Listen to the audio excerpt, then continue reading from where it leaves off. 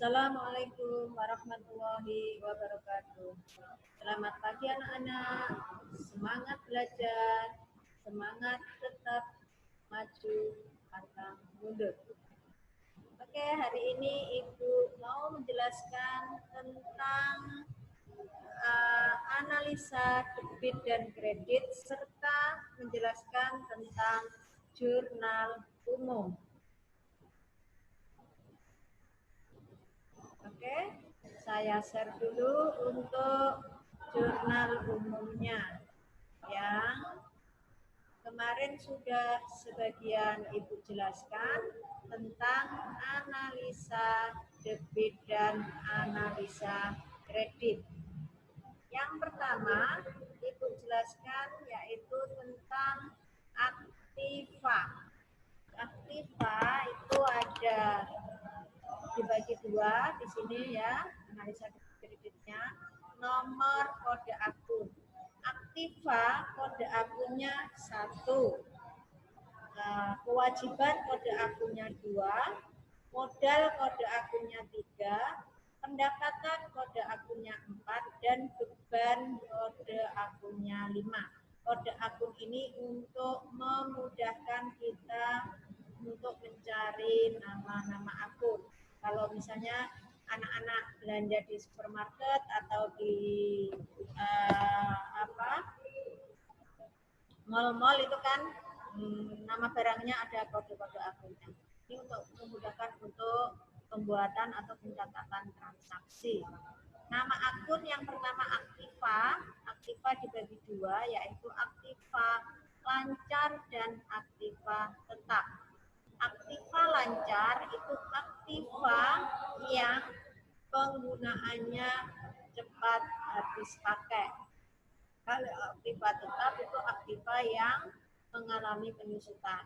Aktiva lancar kemarin sudah saya terangkan yaitu kas, piutang, pembayaran dibayar di muka, persediaan dan perlengkapan. Kalau aktiva tetap yaitu aktiva yang mengalami penyusutan dan bisa dipakai lebih dari 1 periode atau 1 tahun. Aktiva tetap contohnya peralatan, mesin, kendaraan, gedung dan tanah. Yang kedua yaitu kewajiban. Kewajiban sama aja dengan utang. Utang dibagi dua juga, utang lancar atau utang jangka pendek dan utang jangka panjang. Utang jangka pendek macam-macamnya yaitu utang contohnya utang usaha, utang gaji, utang sewa yang pembayarannya tidak boleh lebih dari 1 tahun. Kalau utang jangka panjang itu utang yang pembayarannya lebih dari 1 tahun. Contohnya utang bank, utang hipotek dan utang obligasi. Kemarin sudah dijelaskan yaitu tentang utang hipotek, utang yang jaminannya dengan barang-barang bergerak atau yang bisa dipindah tangankan. Contohnya barang-barang bergerak dipindah tangankan yaitu sertifikat tanah, sertifikat rumah, BPKB kendaraan itu bisa dipindah tangankan. Yang kedua utang obligasi, utang yang pembayarannya dengan menggunakan jaminannya yaitu surat-surat berharga. Contohnya saham, hipotek, giro itu merupakan surat-surat berharga. Oke. Kita lanjutkan yang ketiga modal. Modal ada modal sendiri dan modal perusahaan.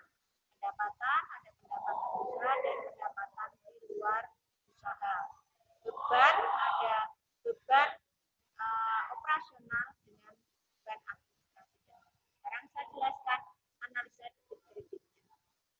Saldo normal jika masuk debit dan jika masuk kredit. Aktiva jika bertambah itu di debit, jika berkurang kredit dan saldo normalnya debit. Kewajiban jika berkurang kredit, jika berkurang debit, jika bertambah debit dan saldo normalnya kredit. Modal jika berkurang debit, jika bertambah kredit saldo normalnya kredit. Pendapatan jika berkurang debit, jika bertambah kredit saldo normalnya kredit. Beban jika bertambah debit, jika berkurang kredit saldo normalnya kredit. Jadi saldo normal itu sama dengan kalau nama akun atau akun itu bertambah. Jika bertambah kita lihat contohnya aktiva. Jika bertambah debit normalnya juga debit. Kewajiban jika bertambah kredit normalnya kredit. Modal jika bertambah kredit normalnya kredit. Pendapatan jika bertambah debit kredit normalnya kredit. Beban jika bertambah debit normalnya debit.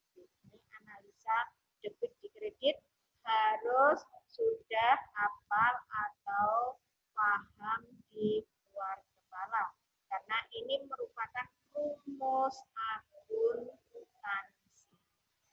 Oke, saya jelaskan untuk yang kedua jurnal umum. Jurnal umum itu jurnal yang digunakan untuk mencatat transaksi-transaksi yang terjadi sehari-hari. Bukti yang kita catat adalah bukti transaksi. Macam-macam bukti transaksi ada cek, kwitansi, nota, faktur, giro, dan bukti transfer atau e-banking. Ini contohnya jurnal umum. Paling atas itu judulnya yang menunjukkan bahwa ini nama perusahaan dan periode pembuatannya. Ya. Terus ini kolomnya, formatnya ada tanggal, keterangan, referensi, saldo, debit, dan kredit. Oke. Contohnya, perhatikan. Contoh perusahaan jurnal umum. Tanggal 12 Agustus, Bapak Toyib membuka usaha toko bangunan dengan menggunakan nama Toko Bangunan Jaya Abadi. Ini nama perusahaannya. Sebagai modal awal, Bapak Toyib menyetor uang tunai sebesar 15 juta rupiah. Kita tulis tanggal 12 Agustus tahun 2016, kita tulis tahunnya paling atas, Agustus tahun tanggal 12, keterangan menyetor modal, berarti kas perusahaan bertambah, kas jika bertambah debit, dan modal bertambah kredit. Kan tulisannya kas bertambah, modal bertambah, kas debit, modal kredit sebesar 15 juta rupiah. Sini kita lihat untuk penulisan kredit itu menjorok ke dalam. Ini untuk memudahkan penulisan atau penglihatan biar kredit itu menjorok ke dalam. Yang kedua, tanggal 15 Agustus, Toko Bangunan Jaya Abadi membeli perlengkapan untuk usahanya sebesar 2 juta rupiah secara kredit. Nah, secara kredit itu berarti utang. Tanggal 15 kita tulis membeli perlengkapan. Maka perlengkapannya bertambah. Jika bertambah maka debit sebesar 2 juta rupiah, utang bertambah, kredit sebesar 2 juta rupiah. Yang ketiga, tanggal 30 Agustus, Toko Bangunan Jaya Abadi membayar beban listrik dan telepon dengan total sebesar 400.000 rupiah. Kita tulis tanggal 30 Agustus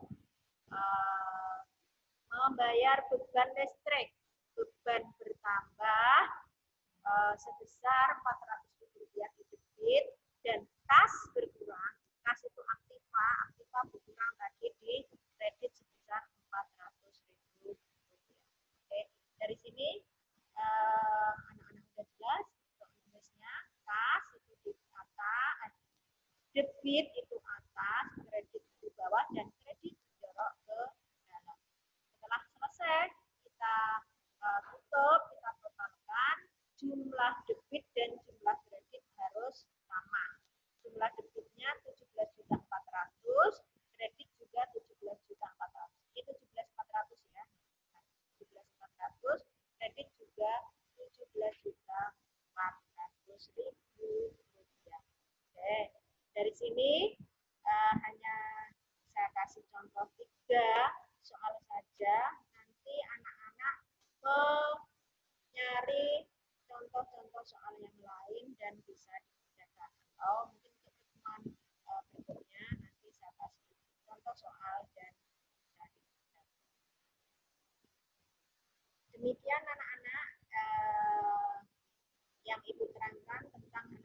debit dan kredit dan jurnal umum hari ini.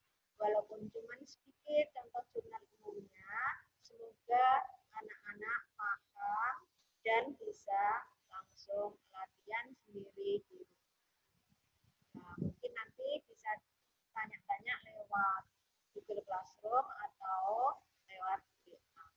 Terima kasih. Saya akhiri. Assalamualaikum warahmatullahi wabarakatuh.